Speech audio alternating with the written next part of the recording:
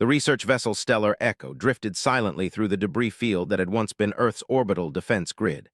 Captain Al adjusted his sensory apparatus, the biomechanical tendrils behind his skull pulsing with electric blue light as he processed the tactical data streaming across his consciousness. 3 standard rotations had passed since the Confederation's fleet had overwhelmed the human home system, yet something about this victory felt incomplete. "Commander," his tactical officer spoke through the ship's neural link, her thoughts carrying undertones of confusion. "The debris analysis is yielding unexpected results. The human vessels were not destroyed by our quantum disruptors as anticipated." Al's primary eyes focused on the holographic display materializing before him.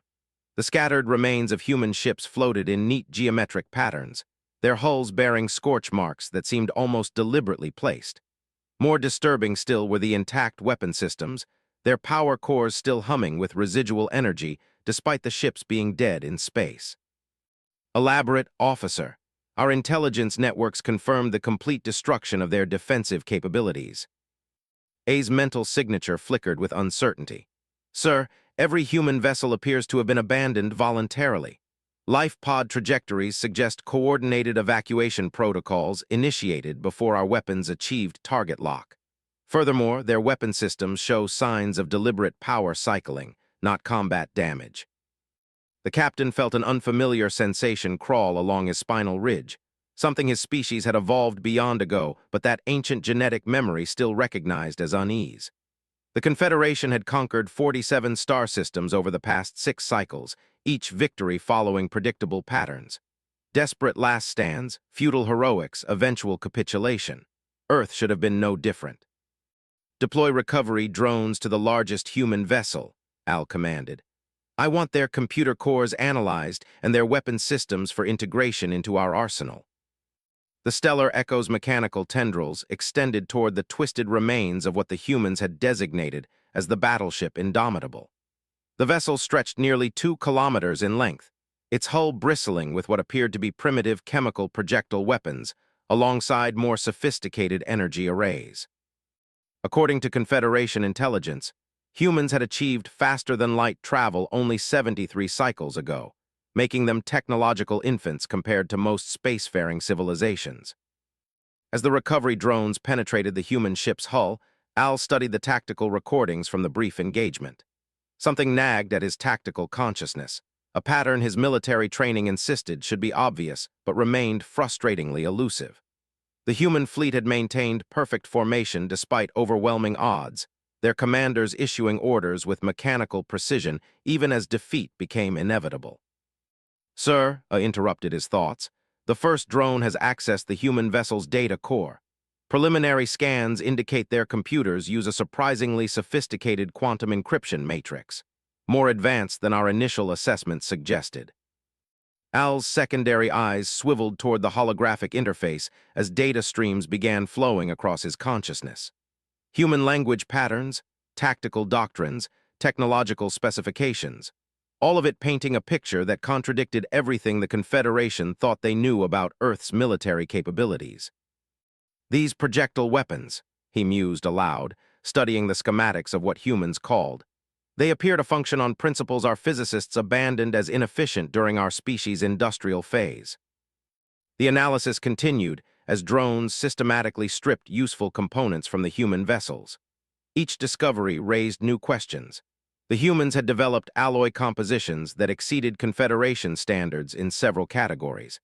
Their faster-than-light drives operated on theoretical principles that several prominent scientists had declared impossible. Most puzzling of all, their tactical AI systems demonstrated decision-making capabilities that suggested true artificial consciousness rather than mere programming. Hours passed as the recovery operation proceeded. Al found himself increasingly absorbed by the human technological approach, which seemed to combine primitive methodologies with startlingly advanced theoretical applications. Their ships used chemical rockets for maneuvering alongside gravity manipulation drives for primary propulsion. Their weapon systems fired both coherent energy beams and solid projectiles at velocities approaching relativistic speeds. "Captain," A's mental voice carried a note of genuine alarm, "you need to examine this immediately." The holographic display shifted to show the internal layout of the human battleship's primary weapon bay. What Al saw there challenged fundamental assumptions about weapons technology that had guided Confederation military doctrine for centuries. The humans had mounted a massive kinetic accelerator that ran the entire length of their ship, capable of firing projectiles at significant fractions of light speed. The power requirements alone should have made this impossible, he murmured, studying the energy distribution network.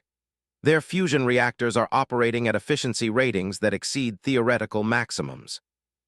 More disturbing still were the projectiles themselves. Rather than simple tungsten rods or depleted uranium penetrators, the humans had developed ammunition that incorporated exotic matter matrices. Each projectile contained microscopic amounts of materials that shouldn't exist according to current physics models. "Sir," another voice entered the neural link, engineer and from the ship's technical analysis division. "I'm detecting quantum signatures from these projectiles that suggest manipulation of fundamental forces at the subatomic level. The humans appear to have weaponized aspects of reality itself." Al's training had prepared him for many scenarios, but this fell outside the parameters of conventional warfare. The Confederation's military superiority rested on energy-based weapons that could overwhelm planetary defenses through raw firepower. Physical projectiles were considered obsolete, suitable only for planetary bombardment or intimidation tactics against primitive civilizations. Yet here was evidence that the humans had taken these primitive weapons and elevated them to levels of sophistication that challenged the fundamental assumptions of modern warfare. Each projectile contained enough exotic matter to potentially destabilize local spacetime if properly activated. The implications were staggering. "And I want a complete analysis of their manufacturing processes," Al ordered. "How did they create these materials? Where did they acquire the knowledge necessary for such advanced applications?" The engineer's response carried undertones of scientific excitement mixed with genuine fear. "Sir, preliminary scans suggest they didn't manufacture these materials at all. The quantum signatures indicate these exotic matter samples are naturally occurring within their solar system." Al felt his world shift slightly on its axis. Natural exotic matter was theoretical at best, a phenomenon predicted by advanced physics but never observed in stable configurations. If Earth's solar system somehow produced such materials naturally, it would explain how a technologically young species had developed weapons capable of challenging Confederation supremacy. "Focus all scanners on the asteroid belt," he commanded. "I want to know exactly what resources the humans have access to." As the ship's sensors swept through the debris field between Mars and Jupiter, the true scope of the situation began to emerge. The asteroid belt wasn't just space rock. It was a treasure trove of exotic matter in concentrations that astronomical probability. Elements that existed only in the hearts of dying stars were present in mineable quantities. Crystalline structures that could channel quantum forces grew naturally in the vacuum of space. "Captain," A's voice interrupted his contemplation, "we're receiving a transmission from the surface of Earth. Audio and visual components appear to be a formal communication attempt." The holographic display shifted to show a human figure seated in what appeared to be an underground command center. The individual wore a military uniform adorned with insignia that suggested high rank within their command structure. Despite having just witnessed the destruction of their orbital defenses, the human's expression remained calm, almost expectant. "Greetings, Captain," the human spoke in accented but comprehensible galactic standard. "I am General Sarah, commanding officer of Earth's Planetary Defense Force. I believe we need to talk." Al studied the human's features, noting the absence of fear or desperation that typically characterized defeated military leaders. If anything, General appeared to be suppressing what his cultural analysis protocols identified as amusement. "You wish to discuss surrender terms?" he responded, allowing his ship's communication system to translate his thoughts into human-audible speech. General's expression shifted slightly, and Al realized she was indeed suppressing laughter. "Not exactly, Captain. I wanted to congratulate you on successfully completing the first phase of our defensive strategy. Your tactical performance exceeded our projections in several key areas." Confusion flooded through Al's consciousness. "First phase, your orbital defenses have been eliminated, your fleet is destroyed. what defensive strategy could possibly remain. The human general leaned forward slightly, her eyes focusing directly on the camera with an intensity that seemed to penetrate across the vast distance between them. "Captain, what you've just witnessed wasn't our defense. It was our recruitment test." Before Al could respond, alerts began cascading through the ship's neural network. Long-range sensors detected massive energy signatures emerging from the asteroid belt. The exotic matter deposits they had identified were beginning to resonate in harmonic frequencies, creating interference patterns that disrupted the ship's quantum processing systems. "Sir," An's voice carried pure panic, "the exotic matter isn't just naturally occurring. It's responding to artificial stimuli. The humans have been manipulating it on a system-wide scale." As the energy patterns intensified, Al began to understand the true scope of what they had encountered. Earth's orbital defense was never meant to stop the Confederation fleet. It was designed to demonstrate human technological capabilities while gathering intelligence on alien weaponry. The apparently primitive human civilization had been using their system's unique resources to develop weapons that operated on principles the Confederation couldn't even detect. "General," he addressed the human commander, his voice carrying new respect, "what exactly do you want from us?" The human's smile became openly predatory. "Captain, your Confederation has been conquering systems for centuries using superior technology, but you've never encountered a species that had access to resources like ours. We're prepared to offer you a choice. Join us as equals in exploring what these materials can really accomplish, or continue your conquest and discover why 47 previous civilizations chose to surrender to us rather than fight." Al's tactical computers began processing implications faster than his consciousness could follow. If the humans possessed weapons based on naturally occurring exotic matter, conventional military doctrine became meaningless. Energy shields couldn't deflect projectiles that manipulated fundamental forces. Faster-than-light travel became irrelevant if the enemy could destabilize space-time itself. More critically, if Earth's resources were as vast as initial scans suggested, the humans weren't defending a single planet. They were protecting the foundation of a potential galactic empire that could dwarf the Confederation's territorial holdings. "You're saying," Al spoke slowly, ensuring his words carried the proper weight, "that 47 conquered systems chose to join Earth rather than face your true military capabilities." General's nod was barely perceptible. "Captain, what you call the Confederation's conquered territories, we call our extended diplomatic zone. Every species you've defeated sent representatives to Earth within one standard year of their conquest. They made the same choice I'm offering you now." The communications channel remained open as Al processed this revelation. The Confederation's military expansion hadn't been conquest at all. It had been recruitment for an Earth-based alliance that possessed technological capabilities beyond anything in recorded galactic history. Every tactical victory his people celebrated had actually served human strategic objectives by identifying and testing potential allies. "What exactly?" he asked, his voice heavy with the weight of his species' future. "Are you recruiting us for?" General's image flickered as the quantum interference from the asteroid belt intensified, but her voice remained clear through the communication channel. "Captain Al, I'm transmitting coordinates to a facility on Luna. Your ship and crew have been granted safe passage for a demonstration that should answer most of your questions." Al exchanged mental communications with his officers, their shared consciousness buzzing with uncertainty and fascination. The lunar coordinates led to what appeared to be a heavily fortified installation built into the moon's far side, invisible from Earth and shielded from most conventional scanning methods. "Sir," engineer and reported through the neural link, "I'm detecting massive power signatures from those coordinates. Whatever they've built there is drawing energy on a scale that rivals our capital world's primary fusion grid." The stellar echo adjusted course toward Luna, its passage monitored by what Al now realized were sophisticated sensor networks hidden throughout the solar system. Every asteroid, every piece of orbital debris, every seemingly natural cosmic phenomenon was part of an integrated detection grid that had been tracking their fleet since they entered the system's outer boundaries. "How long have the humans been watching us?" he wondered aloud.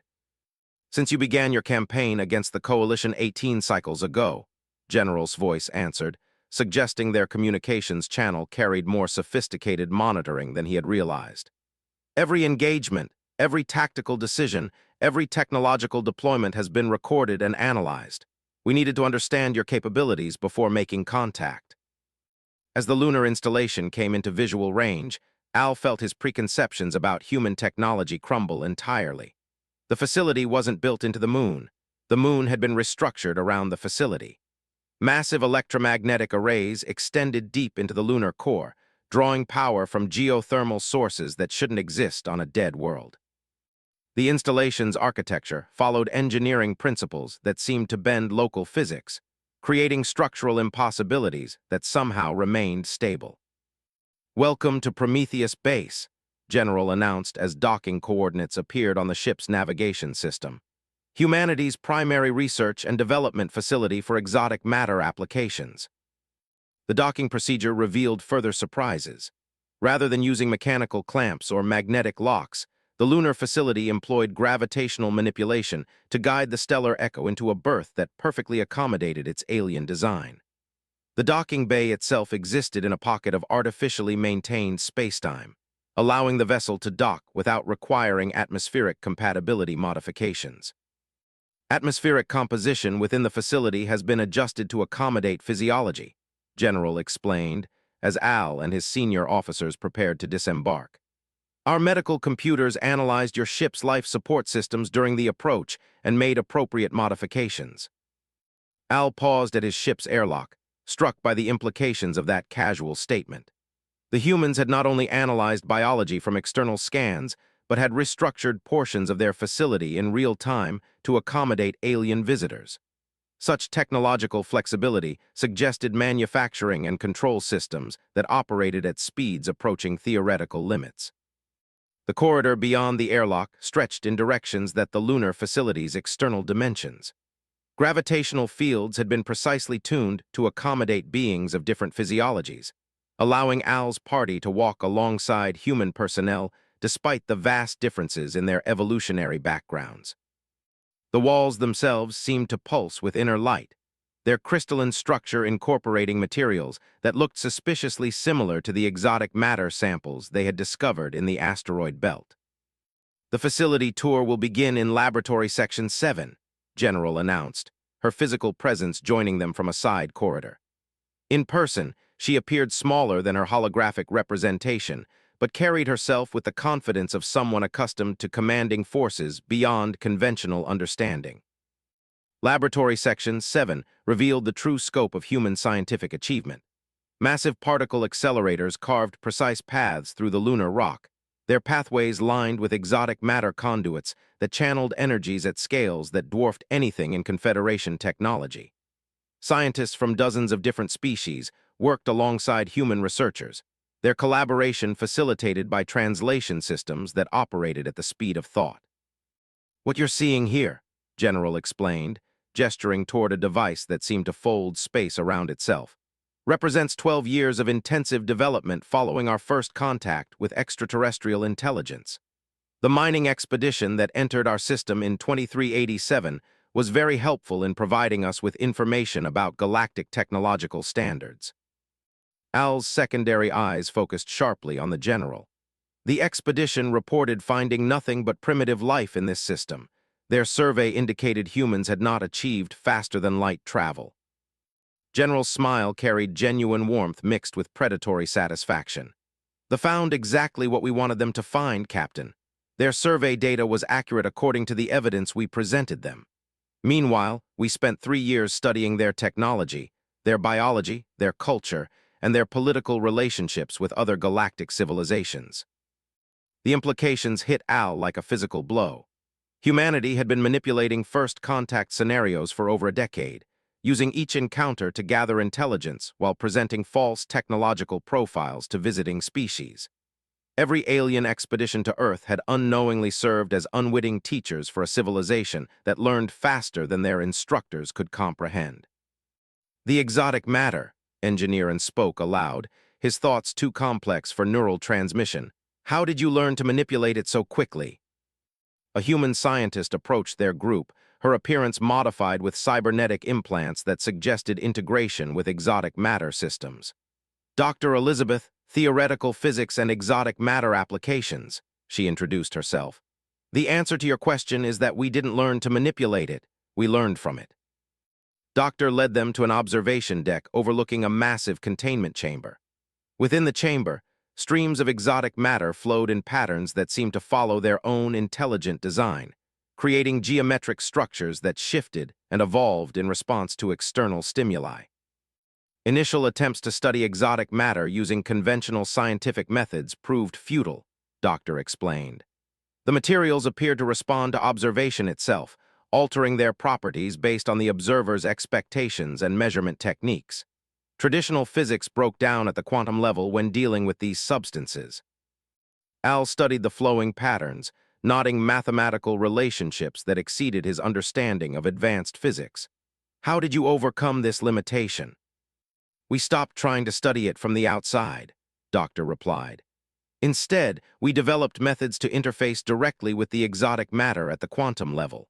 Neural implants incorporating microscopic amounts of the materials allowed our researchers to experience its behavior rather than merely observe it. The containment chamber's displays showed data streams that represented the thoughts and experiences of human researchers who had exotic matter integration. Their enhanced consciousness allowed them to perceive and manipulate fundamental forces in ways that conventional technology could never achieve. The weapons you observed on our ships, General continued, represent the most basic applications of this technology. Projectiles containing exotic matter can be programmed at the quantum level to produce specific effects upon impact. They're not just ammunition, they're packets of controlled reality alteration. Engineer An's excitement was palpable through the group's shared mental link. They aren't just kinetic weapons, they're delivery systems for localized physics modifications. Doctor nodded approvingly. Exactly. Each projectile carries instructions that can alter local space-time, disable enemy shields by modifying the quantum fields that sustain them, or even transmute matter at the atomic level. The energy requirements are minimal because we're not fighting against physical laws. We're temporarily rewriting them. The tour continued through laboratories where human scientists worked alongside alien researchers from species Al didn't recognize. Each collaboration had produced breakthrough technologies that combined human exotic matter manipulation with alien theoretical knowledge, creating hybrid systems that exceeded the capabilities of any single civilization. The Confederation's expansion strategy, General observed as they walked through a laboratory where engineers worked on quantum computing systems, has been accidentally beneficial to our research program. Each species you've conquered brought unique perspectives to exotic matter applications. Their eventual integration into our research network has accelerated our technological development by centuries. Al paused before a holographic display showing the current galactic political map. Red zones indicated Confederation territory, but closer examination revealed that each conquered system maintained hidden communication networks linking them directly to Earth. The Confederation's military success had unknowingly created a vast intelligence and research network serving human strategic objectives. Every species, he realized aloud, has been feeding you technological and cultural information since their supposed conquest. Voluntary cooperation, General corrected. Once they understood the potential of exotic matter technology and the resources available in our system, most chose to establish formal research partnerships. The alternatives were less appealing. A new voice entered the conversation as Commander accessed her ship's long-range communications. Sir, I'm receiving priority transmissions from Confederation Central Command. They're reporting simultaneous uprisings across all conquered territories. Every subject world has declared independence and announced alliance with something called the Solar Commonwealth. General's expression remained neutral, but Al detected satisfaction in her voice. The timing was carefully coordinated, Captain. Your fleet's arrival here triggered activation protocols that had been in place for years. Every species the Confederation conquered was prepared to act simultaneously when humanity revealed itself. The observation deck's windows shifted to show real-time holographic displays of events across the galaxy. On dozens of worlds, alien civilizations were unveiling technologies that incorporated exotic matter applications. Weapons that could disable Confederation ships without destroying them, shields that redirected energy attacks back at their sources, and communication systems that operated outside conventional space-time limitations. The Confederation fleet, Al asked, dreading the answer. How many ships actually still function under your command? All of them, Captain. Confederation military doctrine emphasized capture over destruction for good reasons. Every ship in your fleet contains crews who joined our alliance after their species' supposed conquest. The command structure has been compromised from the beginning. Engineer A's mental voice carried a mixture of admiration and fear. They turned our military expansion into a recruitment program. Every victory brought them new allies and additional resources. Doctor gestured toward a final display showing the solar system's exotic matter distribution networks. Captain, what you're really looking at here isn't just advanced weapons technology. It's the foundation of a new form of civilization that can manipulate the fundamental structure of reality itself. The question isn't whether humanity can defend itself against the Confederation. The question is whether your species wants to join us in exploring what's possible when you have access to tools that can reshape existence at the quantum level. Al studied the displays, his consciousness processing implications that extended far beyond military conquest. If humanity could indeed manipulate fundamental forces, traditional concepts of warfare, politics, and even civilization itself became obsolete. The species that mastered exotic matter technology wouldn't just dominate the galaxy. They would redefine what was possible within the universe itself. What happens, he asked, to species that refuse your offer? General's expression grew serious. Captain, we're not conquerors, we're pioneers. Species that choose to maintain traditional technological paths are welcome to do so within their own territories. However, they cannot be allowed to interfere with research that could fundamentally alter the nature of existence. The stakes are too high for traditional diplomatic solutions. The weight of decision settled across Al's consciousness like a gravitational field. His species could maintain their traditional independence and accept isolation from the greatest technological revolution in galactic history. Or they could join an alliance that offered unprecedented power at the cost of their civilization's fundamental transformation. The decision chamber within Prometheus' base conventional architecture, its walls incorporating exotic matter matrices that responded to the emotional and mental states of its occupants. As Captain Al entered with his senior staff, the crystalline surfaces shifted from neutral blue to patterns that reflected the complex mixture of fear, wonder, and anticipation radiating from the delegation. General waited at the chamber's center, accompanied by representatives from 18 different species, each one supposedly conquered by Confederation forces over the past several decades. The gathering represented the largest concentration of alien intelligence Al had ever witnessed, yet the atmosphere felt more like a scientific symposium than a military tribunal. Before you make any decisions, Doctor announced, activating a holographic display system that filled the chamber with three-dimensional representations. You should understand the full scope of what exotic matter manipulation has revealed about the nature of our universe. The displays showed familiar galactic maps, but with overlay patterns that revealed hidden structures underlying visible reality. Streams of exotic matter flowed between star systems in geometric networks that suggested intelligence on a cosmic scale. What Al had always perceived as empty space contained information networks that operated according to principles beyond conventional physics. The exotic matter doesn't just exist in our solar system, Doctor explained, highlighting connection points that spread across the galaxy like neural pathways. It's part of a universal information matrix that spans all of known space. What we've learned to manipulate here on Earth is actually a localized manifestation of something much larger. Commander A's mental voice carried scientific excitement that penetrated the chamber's neural dampening fields. You're suggesting that consciousness itself might be a fundamental force, like gravity or electromagnetism. A new voice answered from the gathering of alien representatives, a quantum physicist whose blue-scaled features showed the subtle modifications that indicated exotic matter integration. Not just consciousness, Commander, purpose, intention. The universe appears to have been structured to enable the development of intelligence capable of manipulating its own foundational principles. Al studied the cosmic network displays, noting mathematical relationships that seemed to follow patterns he recognized from biological neural systems. The implications would suggest that evolution itself serves some larger cosmic function. Exactly, General confirmed. Every spacefaring civilization develops along predictable technological pathways until they encounter exotic matter.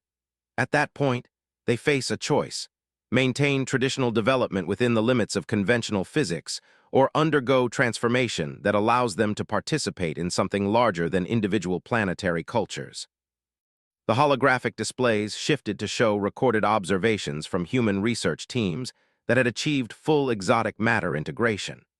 Their consciousness had expanded to perceive reality at scales ranging from quantum to galactic, revealing structures and patterns that suggested the universe itself was evolving towards some form of collective intelligence. What you call the Confederation, Doctor continued, represents one possible developmental pathway for galactic civilization. Military expansion, resource extraction, political control, all logical responses to scarcity-based thinking that assumes limited resources require competitive acquisition strategies. The displays now showed alternative development models where civilizations learned to manipulate fundamental forces rather than simply exploiting naturally occurring resources. Exotic matter manipulation eliminated scarcity by allowing direct conversion of energy into matter, making traditional economic and political structures obsolete. The choice we're offering your species, General explained, isn't just about military alliance or technological advancement. It's about evolutionary participation in processes that operate at scales beyond individual civilizations or even individual galaxies. Engineer and accessed his ship's data processing systems through the chamber's interface networks, comparing human exotic matter applications with theoretical models from physics. The mathematical relationships confirmed what the displays suggested. Traditional physics represented only a fraction of what was possible when consciousness learned to interact directly with quantum-level reality. The modifications required for exotic matter integration, Al asked, studying the enhanced alien representatives around him. Are they reversible? Dr. Elizabeth smiled, her cybernetic implants pulsing with exotic matter energy as she accessed information directly from the cosmic network. Captain, that question assumes that your current form represents some sort of optimal or natural state that should be preserved. Our research suggests that what you consider normal consciousness is actually a severely limited subset of what's possible for intelligent beings. The chamber's walls shifted to display comparative analysis between unmodified and exotic matter-integrated consciousness.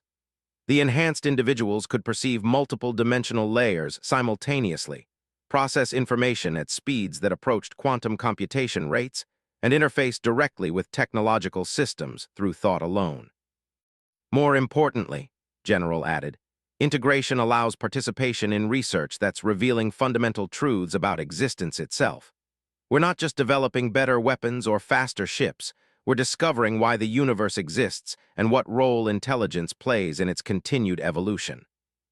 A representative stepped forward, her crystalline features modified with exotic matter conduits that allowed her to manipulate local gravitational fields. Captain Al, my species initially feared that integration would eliminate our cultural identity. Instead, we've discovered that our unique perspectives contribute essential elements to collective understanding that no single species could achieve alone. The displays showed collaborative research projects where different alien cognitive approaches combined to solve problems that had challenged individual civilizations for.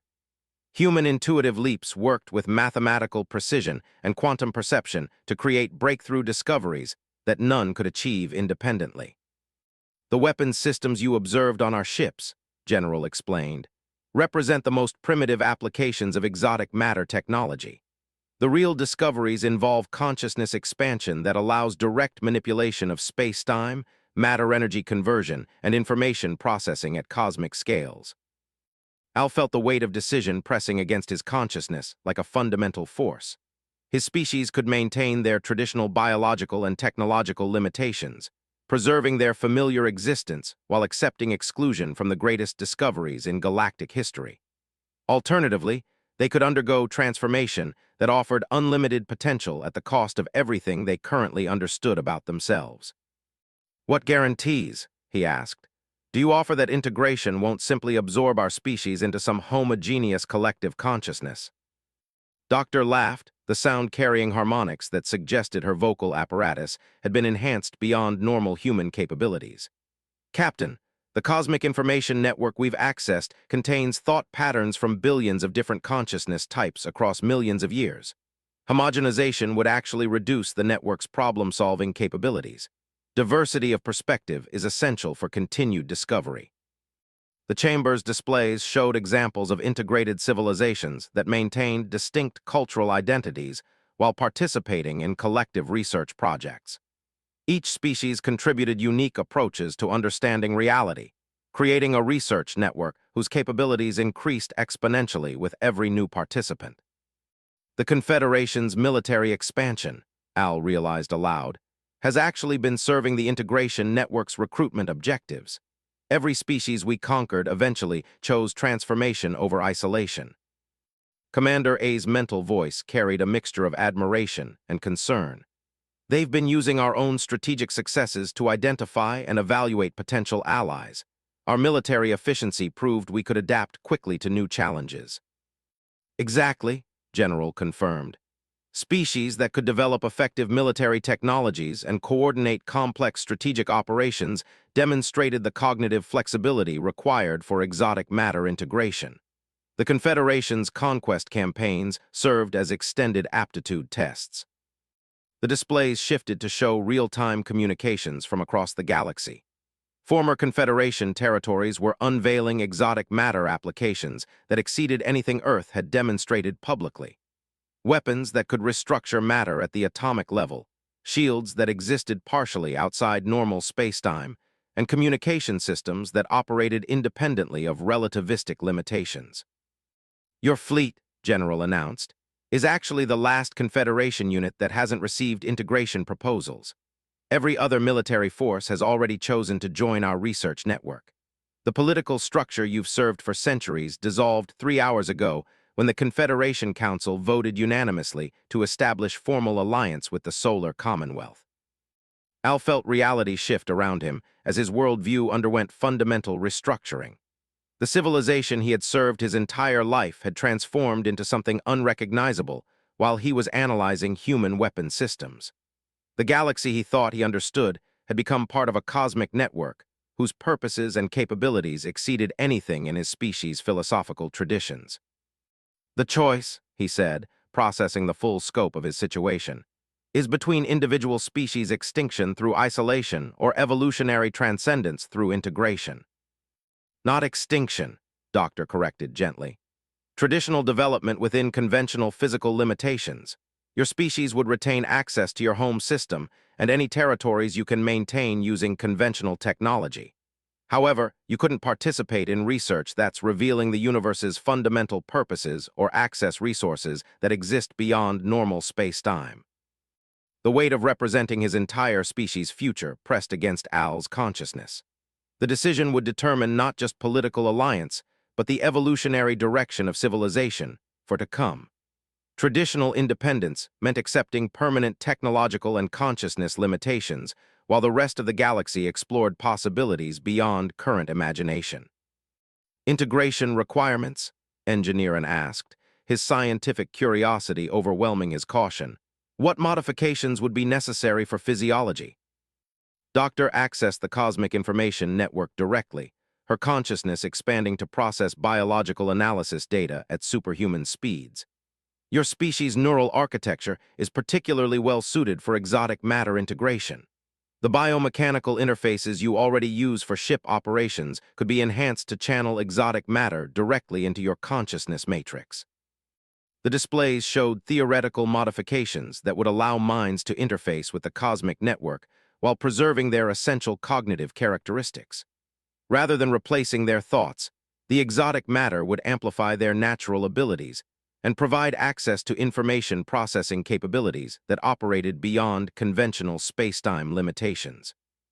The process, General explained, begins with voluntary modification of a small percentage of your population.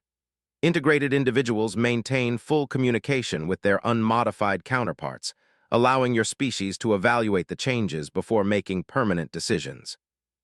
Al studied the faces around him, beings who had the transformation and retained their essential personalities while gaining capabilities that approached godlike power.